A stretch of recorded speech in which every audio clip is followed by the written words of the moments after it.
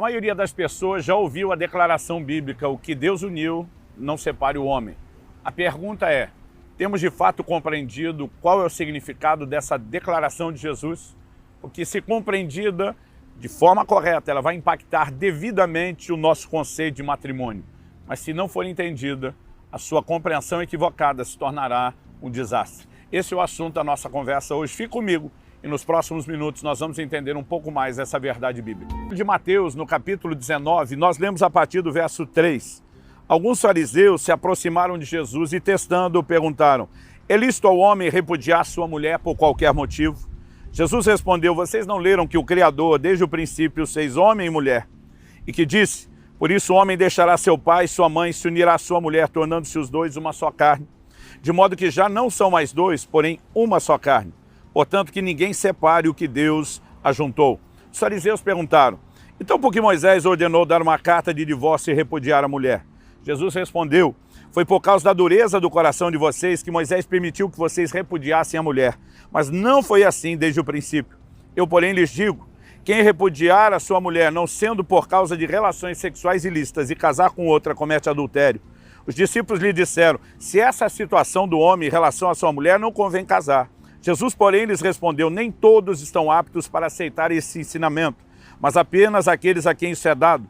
Porque há eunucos de nascença, há outros a quem os homens fizeram tais, e há outros que se fizeram eunucos por causa do reino dos céus. Quem é apto para aceitar isso, aceite. Bom, nesse momento nós temos uma conversa importantíssima, porque Jesus, na sua fala, nos revela algumas coisas importantes a respeito do casamento.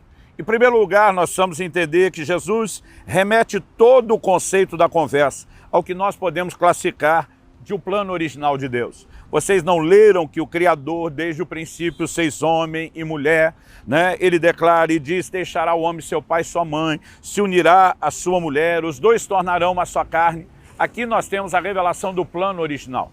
Depois da menção do plano original, a discussão entra em torno de por que Moisés permitiu carta de divórcio. Jesus explica: pela dureza do coração de vocês. Mas ele diz: não foi assim no princípio, quando o plano de Deus para o casamento foi revelado, e não será assim daqui para frente. Obviamente, Jesus, que veio trazer uma reforma, mudança de lei, estava deixando claro que essa permissão não se sustentava mais da forma como aconteceu no Antigo Testamento.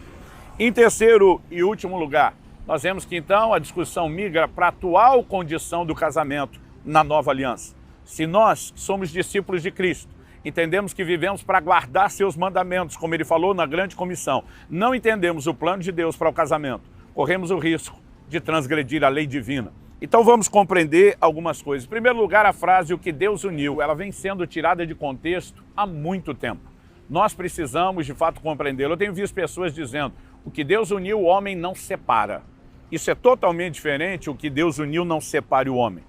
O que Deus uniu, o homem não separa é: se a união fosse de Deus, não tinha terminado. Mas se terminou, então é porque não era de Deus. Isso está completamente fora do contexto.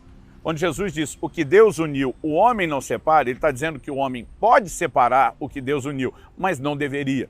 Particularmente, eu gosto dessa versão que eu li aqui, a Nova Almeida Atualizada, onde Jesus afirma: portanto, que ninguém separe o que Deus ajuntou. Aqui fica claro que não há confusão. Agora, o que significa Deus uniu? Deus não é necessariamente uma espécie de cupido que está juntando, né, fulano com fulana, dizendo eu quero que esses estejam juntos. Na verdade, a Bíblia nos mostra que nós temos a liberdade de escolher com quem queremos nos casar. Em 1 Coríntios 7:39, a Bíblia diz: a mulher viúva está livre para casar com quem quiser, contanto que seja no Senhor. Deus só restringiu o universo da escolha a pessoas que partilham da mesma fé. Mas cada um é livre para escolher. Então o que significa o que Deus uniu? O que Deus uniu é a instituição do casamento criada por Deus. Portanto, não importa se alguém casou antes de converter, numa cerimônia, né, maligna, ele pode até ter feito a cerimônia da forma errada, buscando bênçãos, entre aspas, no lugar errado, mas a união é criada por Deus, então ela é divina.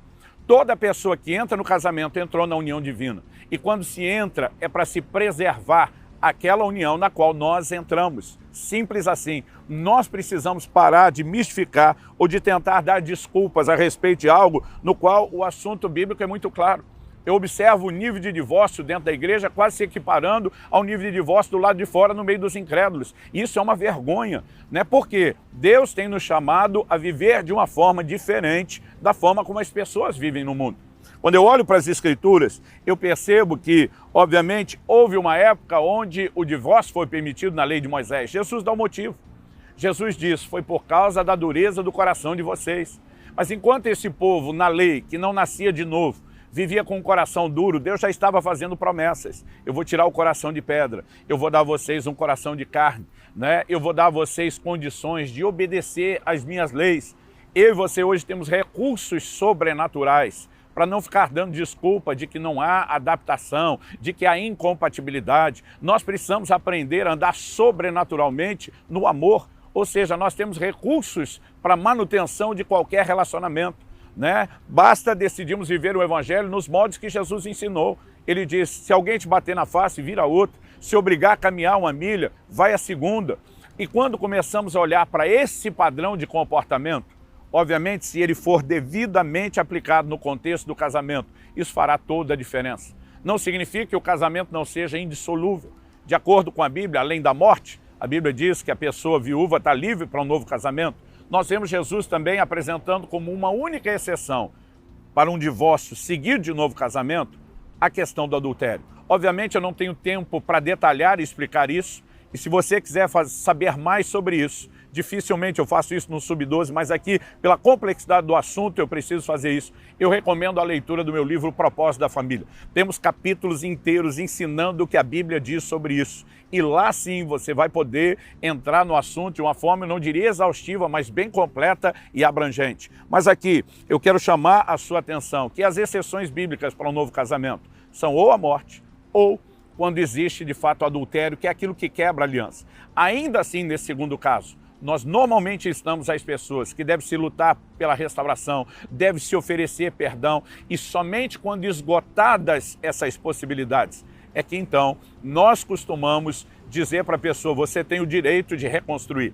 Mas nós deveríamos tratar o divórcio, obviamente seguido ainda de novo casamento, como uma exceção somente dentro dos parâmetros bíblicos e não como regra. Porque Jesus diz que quem age dessa forma está cometendo adultério. E o livro do Apocalipse diz que os adúlteros vão ficar do lado de fora. Alguém que entra no novo casamento da forma como não deveria, está se colocando debaixo de uma situação de condenação. E muitas vezes as pessoas reclamam quando eu falo sobre essas coisas, diz, você está colocando peso sobre as pessoas. Eu digo, não, estou jogando luz. Porque nós precisamos ser honestos com aquilo que a palavra de Deus declara. E se não entendemos isso, as pessoas vão continuar brincando com o casamento e dessa forma brincando com o plano de Deus. Alguém olha para Jesus e diz, olha, se essa é a condição do homem no casamento, é para entrar, para não sair, é melhor nem casar. Quando eles comentam isso, quais foram as palavras de Jesus? Ele diz, não são todos que são aptos para entender isso, mas deixa eu explicar algo para vocês. E diz, eunucos de nascença. Eunuco era aquela pessoa que não viveria o casamento, né? Porque normalmente os eunucos eram castrados. Mas Jesus está dizendo que é eunuco de nascença. Isso significa que ele nasceu com uma espécie de dom, né, do celibato. Ele não tem necessidade disso. Mas ele diz, eunucos são feitos pelos homens. Né? Ao longo da história, os eunucos eram castrados à força. A maioria deles não eram voluntário para isso. Mas Jesus diz, mas há os que se fazem eunucos pelo reino de Deus. Do que ele está falando aqui? De gente que, pelo reino, ele toma uma decisão, eu não vou me casar. Ué, se o casamento é bênção de Deus, por que alguém pelo reino não se casaria? Ou ela poderia fazer um voto e viver sozinha apenas para se dedicar a Deus. Ou ela poderia, no contexto do que Jesus está dizendo, se eu tive um divórcio que não me dá direito a um novo casamento pelo reino de Deus, para não ferir o reino de Deus, então eu me guardo de casar. Eu tenho dito às pessoas que o maior problema não é necessariamente o divórcio, até porque o casamento não depende só de um. Mas muitas vezes nós temos pessoas que se divorciaram e elas não têm um motivo, a exceção bíblica para um novo casamento. Situações como essa, se amamos a Deus, se entendemos que a palavra de Deus deve ser honrada e obedecida, então uma decisão deve ser tomada pelo reino de Deus, para não brincar com ele.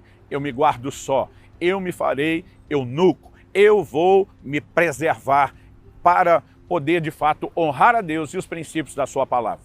E, obviamente, quando eu falo esse tipo de coisa, sempre tem aqueles que questionam, eu não tenho direito de ser feliz, e por acaso você acha que vai ser feliz fora do plano e do propósito de Deus? É a mesma coisa que alguém dizer que está deprimido e em nome de ser feliz ele tem direito de beber e se drogar. É a mesma coisa que alguém dizer eu nasci pobre, então já que eu tenho direito de ser feliz eu vou roubar um banco. O direito de ser feliz agora está acima de todo qualquer princípio e valor? De forma alguma. Não há felicidade ou realização fora do plano e do propósito de Deus. O dia que aprendemos que a nossa realização começa em Deus, tudo será diferente. Tem gente casando para ser feliz, quando no plano bíblico deveria casar para fazer alguém feliz. E é justamente esse egoísmo, eu quero ser, que tem sido a ruína de muitos casamentos. Em vez de uma atitude doadora, eu farei alguém feliz, eu mudarei a vida de alguém. E essa mentalidade leva as pessoas a continuarem trocando de casamento, numa eterna busca pela felicidade, sem nunca encontrarem aquilo que só encontrariam plenamente em Deus. O propósito da minha mensagem não é jogar pedra em ninguém, é muito mais advertir aqueles que não erraram, do que só necessariamente advertir quem já possa ter errado, embora esses também deveriam refletir sobre a sua situação, mas é ajudar as pessoas a construir o casamento de forma séria, de forma honesta diante de Deus, nos seus princípios, entendendo o quão sagrado ele é e a atenção que ele merece diante de Deus. Tem gente trabalhando uma vida para ser feliz, mas na contramão dos princípios de Deus, jamais poderá experimentá-los. Que Deus uniu, não separe o homem. Cuide do seu casamento ou do seu futuro casamento à luz das Escrituras.